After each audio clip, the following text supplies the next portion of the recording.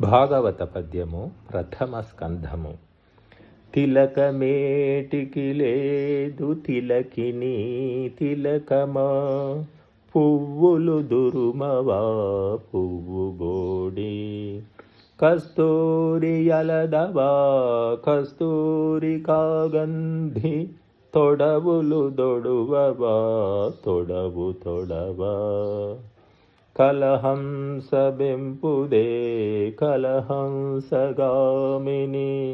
కీరము జదివింతే కీరవాణి, లతల భోషింతువా లతికాలలిత దేహ, సరసినోలాడుదే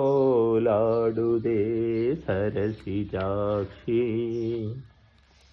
మృగికి మేతలిడుదే మృగశాలలోచన, గురులనాదరింతే